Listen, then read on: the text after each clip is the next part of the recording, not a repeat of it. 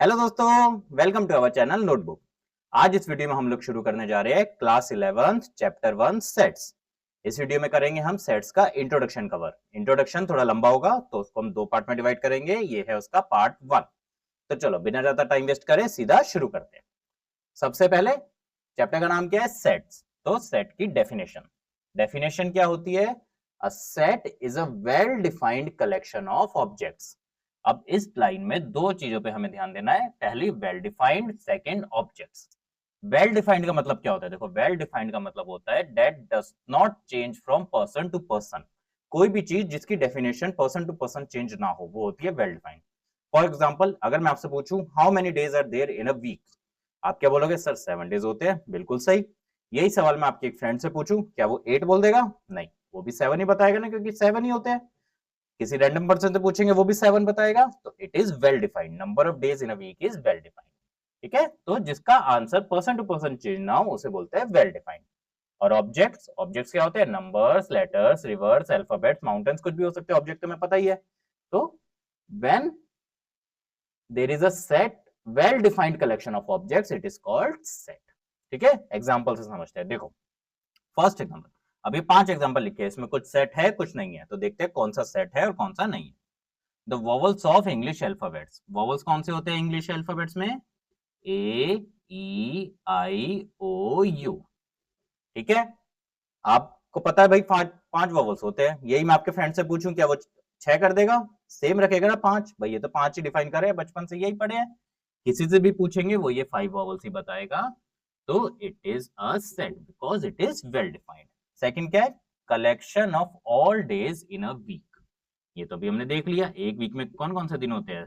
Sunday, Monday, Tuesday, Wednesday, Thursday, Friday, Saturday. Well defined है तो it is a set, change नहीं होगा person to person. Next क्या है? Even natural numbers less than 10। 10 से कम even natural numbers 2, 4, 6, 8। Well defined है, change होगा नहीं होगा, तो it is also a set. अब नेक्स्ट देखो, कलेक्शन ऑफ फेवरेट फूड। अब मैं आपसे पूछूं आपका फेवरेट फूड क्या है? आप कहोगे सर मुझे तो छोले भटूरे बड़े पसंद है। यही मैं आपके फ्रेंड से पूछूं, वो कहेगा सर मुझे तो पाव भाजी पसंद है। यही मैं किसी एक रैंडम चलते हुए इंसान से पूछ लूं, वो कहेगा भाई मुझे तो मक्के दी रोटी तो सरसों का साग पसंद है। तो आंसर चेंज हो रहा है ना पर्सन टू पर्सन, सबका आंसर सेम तो नहीं रहेगा। तो it is not a set because it is not well defined. फिर क्या है? Collection of favourite topic in maths. अब आपका मैथ्स में फेवरेट टॉपिक जो है, जरूरी आपके फ्रेंड का भी सेम हो? उसका कुछ और होगा, किसी और का कुछ और होगा। ठीक है, तो it is not well defined. समझ आए अब कौन से सेट होते हैं कौन से नहीं होते हैं? A set is a well defined collection of object. जो इसका आंसर किसी से पूछते सेम रहे वो होता है सेट। समझ आया? चले आगे, चलो चलते हैं नेक्स्ट कॉन्सेप्ट पर। देखो बच्चों, अब नेक्स्ट टॉपिक है हमारा हाउ टू रिप्रेजेंट सेट्स। कि सेट्स को रिप्रेजेंट कैसे करते हैं? डेफिनेशन तो पढ़ ली भाई, लिखते कैसे ऐसे? तो इसको रिप्रेजेंट करने के दो मेथड्स होते हैं। पहला मेथड है हमारा रोस्टर और टेबुलर फॉर्म। ठीक है, रोस्टर और टेबुलर फॉर्म एग्जांपल से समझते हैं। Suppose we have to represent the vowels of English alphabets. तो वॉवल्स हमने पता है हमें कौन कौन से होते हैं, ए, ई, आई, ओ, यू। अब इसको सेट की फॉर्म में कैसे लिखना है देखो। रोस्टर फॉर्म में कैसे लिखते हैं? A is equal to curly bracket start A comma E comma I comma O comma U curly bracket close. ये है हमारी रोस्टर फॉर्म। अब इसमें जो ये ए है ये है नेम ऑफ द सेट। ये कुछ भी हो सकता है, A B C D E कुछ भी ले सकते हैं हम। ठीक है, ये है name of the set. Sets को हमेशा कर्ली ब्रैकेट्स में स्टार्ट करते हैं, कर्ली ब्रैकेट्स में खत्म करते हैं। ठीक है, ऐसे नहीं लिख सकते, ऐसे भी नहीं लिख सकते, कर्ली ब्रैकेट्स के अंदर आएगा सेट हमेशा। अब ब्रैकेट के अंदर जो ये हमारे होते हैं इनको बोलते हैं एलिमेंट्स। क्या बोलते हैं? Elements. And every element is separated by a comma. सबके बीच में एक एक कॉमा लगाते हैं। तो this is the method to represent sets in roster form. Name of the set equal to curly bracket start elements, elements के बीच में कॉमा, कर्ली ब्रैकेट क्लोज। ठीक है, और एग्जांपल करते हैं, समझ आएगा। Suppose odd natural numbers less than 10,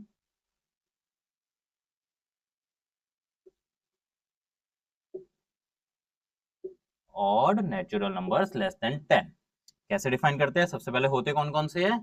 1, 3, 579। तो सेट की फॉर्म में कैसे लिखेंगे, सपोज इसको बी नाम दे देते हैं, B is equal to curly bracket start 13579 curly bracket close.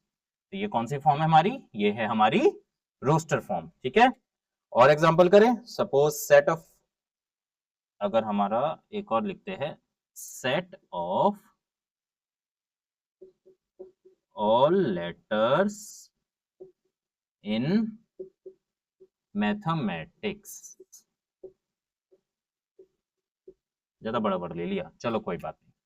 तो देखो इसको कैसे लिखेंगे, नाम दे दिया C is equal to curly bracket start. अब इसमें जितने भी लेटर्स है, अब ध्यान रखने वाली चीज ये है कि एक लेटर को सिर्फ एक बार लिखना है, मल्टीपल टाइम्स नहीं। जैसे एम है, एम कितनी बार आ रहा है, 2, तो एम लिख दिया।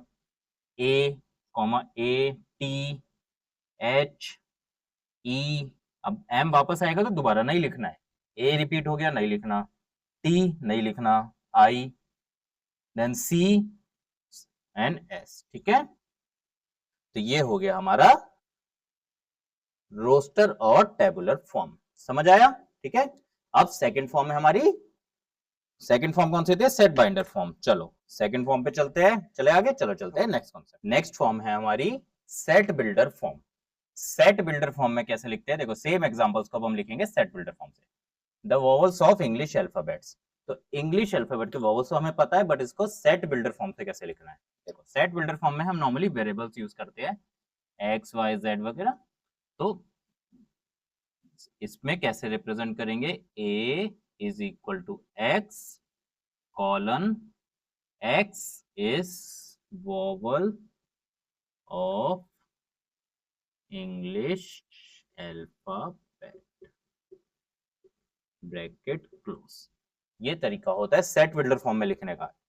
सेम है, name of the set equal to curly bracket start. अब एक वेरिएबल लिखना है एक्स, ये जो होता है कॉलन, कॉलन का मतलब होता है सच डेट। इसको हम कैसे लिखते बोलते हैं, verbally such that, X such that X is vowel of English alphabet. फिर जो हमें लिखना है बस एज इट इज स्टेटमेंट वो लिख दो।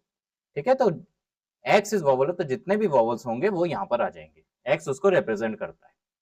नेक्स्ट देखिए, odd natural numbers less than 10, इसको कैसे लिखेंगे, B is equal to X colon X is odd natural number.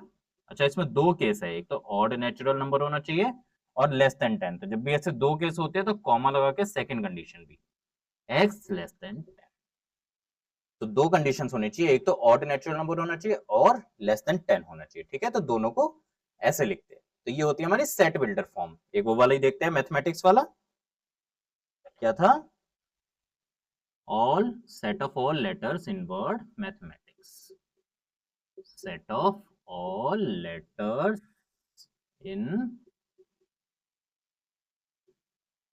Mathematics. अच्छा, इसमें कैसे लिखेंगे अब देखते हैं। तो सेम वही, अब इसमें सी ले लेते हैं, C is equal to X colon X is letter in mathematics. अब इसमें मैथमेटिक्स पूरा लिखेंगे, इसमें ये नहीं कि बस एक एक लिख रहे हैं या दो रिपीट नहीं कर रहे, क्योंकि इसमें तो स्टेटमेंट लिख रहे हैं ना हम। इसमें हम कोई एलिमेंट्स नहीं लिख रहे हैं, स्टेटमेंट लिख रहे हैं, एलिमेंट्स तो इसमें आएंगे। ठीक है, तो C is equal to X. समझ आया सेट बिल्डर फॉर्म और रोस्टर फॉर्म में डिफरेंस, समझ आया। ठीक है, नहीं आए तो दोबारा एक बार देखना, तीनों एग्जांपल्स को अलग अलग तरीके से लिखो और एग्जांपल्स देखो, समझ आएंगे। आगे चले, चलो चलते हैं नेक्स्ट कॉन्सेप्ट पर। देखो बच्चों, अब नेक्स्ट कॉन्सेप्ट है स्पेसिफिक नेम ऑफ सेट्स। कुछ सेट्स हमारे ऐसे होते हैं जो पहले से ही प्री डिफाइंड होते हैं, तो उन्हें हमें थोड़ा सा याद करके रखना है। सब जैसे n, n कहीं भी दिखेगा तो n का मतलब होता है the set of natural numbers. Natural numbers कौन से हो गए हमारे, 1 2 3 अप टू इंफिनिटी। ठीक है, तो इसका जो सेट होता है इसे बोलते हैं n। तो n नाम से आप और कोई सेट डिफाइन नहीं कर सकते। ये जो प्री डिफाइंड सेट्स होते हैं इनके नाम से और कोई सेट हम डिफाइन नहीं कर सकते। ऐसे क्या होता है, z, z होता है the set of all integers. Integers क्या होते हैं हमारे, माइनस इंफिनिटी से लेके इंफिनिटी तक। ठीक है, ये सारे इसमें आते हैं इंटीजर्स में, तो ये सेट होता है हमारा z। फिर z प्लस अगर लिखा हो तो मतलब the set of positive integers, और z माइनस अगर कहीं लिखा हो तो the set of negative integers. समझ आया, z हो गया the set of integers, z plus अगर लिखा है तो the set of positive integers, z minus लिखा है तो the set of negative integers. फिर होता है q, q का मतलब होता है the set of rational numbers.